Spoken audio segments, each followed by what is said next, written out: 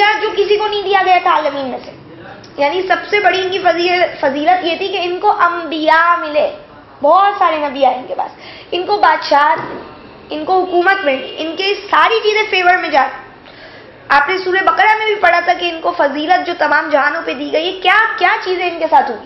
موسیٰ علیہ السلام جو کلیم اللہ تھے, یہ کہہ رہے ہیں ہمیں دیکھ رہے ہیں اللہ, یہ وہاں جا رہے, اس کے بعد محفوظ ہو کے آ رہے. ان کو منو سلوا دیا جا رہا ہے, ان کے لیے 12 چشمے جو ہے وہ نکالے جا رہے. کیا نہیں دیا گیا ان کو؟ واقعی جو دیا گیا وہ تو عالمین میں سے کسی کو نہیں دیا گیا.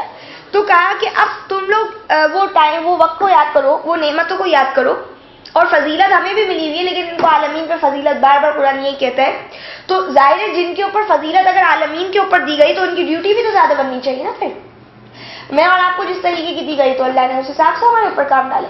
اب کیا کہتے ہیں آیت نمبر 21 میں, یا قوم ادخلوا, اب ان کو آرڈر دیا جا رہا ہے. یہ ساری باتیں یاد کرانے کے بعد, اے میری قوم, ادخلوا الارض, داخل ہو جو زمین, المقدسہ, مقدس میں, التی, وہ جو کتب اللہ لکم, اللہ نے لکھ دی ہے تمہارے لیے, لازم کر لی اللہ نے وہ تمہارے لیے. ولا ترتدوا, اور مت تم پیچھے ہو جانا, پیچھے پلٹ جانا, علی ادبارکم, اپنی پیٹھ کے, فتنقلبوا, تو تم پلٹو گے خاسرین, ناکام و نامراد ہو کر. آیت نمبر 22, قالوا, انہوں نے کہا, یا موسیٰ, اے موسیٰ, ان فیہا قوم جبارین, بے شک اس میں تو بڑے زبردست لوگ ہیں, بڑے طاقتور لوگ ہیں. وَإِنَّا لَن نَدْخُلَهَا, اور بے شک ہم ہرگز داخل نہیں ہوں گے اس میں, حَتَّى يَخْرُجُوا مِنْهَا, یہاں تک کہ وہ خود نکل جائیں اس سے. فَإِن يَخْرُجُوا مِنْهَا, تو اگر وہ نکل جائیں گے وہاں سے, فَإِنَّا دَاخِلُونَ, تو بے شک ہم داخل ہوں گے. ان کو بولا گیا کہ دیکھو تمہارے اوپر اتنے احسانات کیے, اب تم اس زمین مقدس میں داخل ہو جاؤ جو اللہ نے تمہاری لازم کر. یعنی ایک جگہ ہوگی جس میں حضرت موسیٰ نے بولا ہوگا کہ بھئی آپ یہاں پہ, ہم لوگ اس جگہ پہ انٹر ہوتے ہیں, اور یہ بڑی مقدس زمین ہے. مقدس زمین کا کیا مطلب ہے کہ آج میں اور آپ وہاں پہ وزٹ کرنا شروع کر دیں یا وہاں سے کوئی خاص چیز ملے گی. اب مقصد بولنے کا یہ کہ یہ بڑی آپ کے لیے پاکیزہ ثابت ہوگی زمین, بڑے فائدے مند ہوگی, جو اللہ نے تمہارے لیے لکھ دی ہے. لکھ دی کا کیا مطلب ہے؟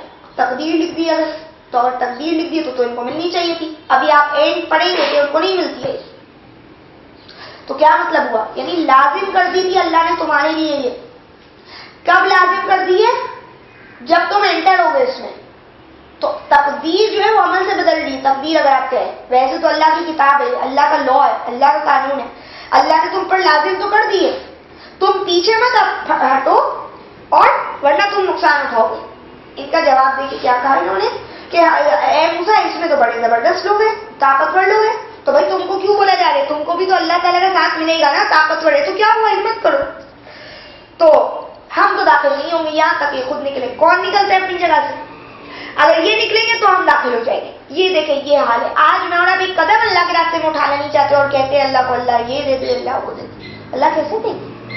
اللہ تو کہتے ہیں کہ کتب اللہ لأغلبن انا ورسلی, اللہ نے تو لازم کر دیا کیا کہ میں اور میرا رسول غالب آئے گا. تو آج کیوں رسول جو کہتے ہیں وہ غالب نہیں آتے؟ اس لیے کیونکہ وہ رسول کے طریقوں پہ واقعی نہیں چل رہے. ان کو جس طرح کے قدم اٹھانے چاہیے وہ نہیں اٹھا رہے. تو وہ زمین جو ہے نا ان کے لیے غیر پاکیزہ ہونی شروع ہو گئی, بجائے اس کے کہ پاکیزہ ہو جائے. وہ اپنی زمین سے بھی ہاتھ دھو بیٹھ رہے جو ان کے پاس موجود ہے. تو یہ کہ ان کے اندر بھی کوئی کمی نہیں تھی, ہمارے جیسے ہی لوگ تھے یہ بھی.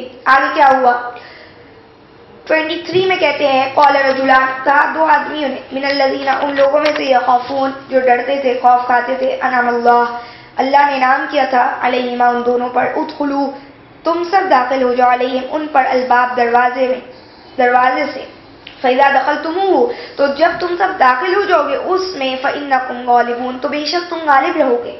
وَعَلَى اللَّهِ فَتَوَكَّلُوا, اور اللہ پر تم بھروسہ کرو, ان كُنتُم مُؤْمِنِينَ, اگر تم مومن ہو. اب آپ دیکھیں دو لوگ تھے صرف قوم کے جو اللہ کا خوف رکھتے تھے. اللہ فرمانے میں نے ان پر بڑا انعام کیا. تو کیا اللہ نے دو کو چن کے انعام کیا؟ یعنی وہ اللہ کا خوف رکھتے تھے تو اللہ نے ان کے اوپر انعام کیا کہ انہوں نے یہ بات بولی اپنی لوگوں کو کہ دیکھو تم دروازے سے داخل تو ہو, تم انٹر ہو گے اور اللہ تم کو غلبہ دے. بھروسہ تو رکھو اللہ پر اگر مومن ہو. اب دیکھیں کیا ہوا, آیت نمبر 24, قالوا یا موسیٰ, انہوں نے کہا اے موسیٰ, انا لن ندخلها, بے شک ہم داخل ہرگز نہیں ہوں گے اس میں, ابداً, کبھی بھی, ما داموا فیہا, جب تک وہ ہے اس میں, فذهب, تو جائیے, انت, آپ, وربک, اور آپ کا رب جائے, فقاتلا, تو دونوں قتال کر لیں, انا ہاہنا قاعدون, ہم تو یہیں بیٹھے. یہ ہمیں بھی اللہ بتا رہے کیا, تم لوگ کو اللہ یہ کہتے ہیں کہ حق بات بول کے تو دیکھو، ڈرتے کیوں ہو؟ بار بار تو کہا جا رہا ہے مجھ سے ڈرو، لوگوں سے مت ڈرو، حق بات تو بولو، دیکھو میں تمہاری فیور کروں گا. اور ہم لوگ کہتے ہیں نہیں اللہ ہم لوگ تو پھنس جائیں گے، سامنے والا بڑا سخت ہے، وہ تو ہماری بے عزتی کر دے گا. اللہ بولتے حق بول کے تو دیکھو، تھوڑا سا قدم تو اٹھاؤ اچھائی کے لیے، نہیں کہ میں نے تو یہی کام کرنا ہے، یہ اللہ کا آرڈر ہے. ہم کہتے نہیں کیا ہوگا، پہلے سے اتنے اندیشے دماغ میں رکھ لیتے. اور ہم یوں بھی کہتے تھے نا اللہ ہدایت دے ان کو، خود سے نہیں بولنے کی کوشش کرتے. ہاں یعنی ہدایت کے لیے ایفرٹ نہیں کرتے کہ ان کو کوئی صحیح بات بتائے. یعنی سارا کام ہم چاہتے بس اللہ ہی کر لیں، ہم کچھ نہ کریں. یہ بھی یہی قوم تھی. اور دیکھیں کیا کہتی ہے کہ موسیٰ آپ چلے جائیے، ہم تو داخل ہوں گے ہی نہیں جب تک یہ سن، آپ جائیے، آپ کا رب جائے، دونوں لڑ لیں، ہم تو یہیں بیٹھے. سوچے کتنی عجیب سی بات انہوں نے کہی ہے کہ یعنی وہی والی بات ہے، اللہ کرتے تو کرے، ہم تو نہیں کریں گے. تو اللہ تعالیٰ معاف کرے یہ چیز، یہ سوچ سب کچھ اللہ پہ چھوڑ دو. یہ جو ہماری ایک سوچ بنی ہوئی ہے، کام کچھ نہ کرو اور پھر بھی توکل کی امیدیں رکھو. کس بات کا بھروسہ جب آپ نے کوئی کام نہیں کیا تو.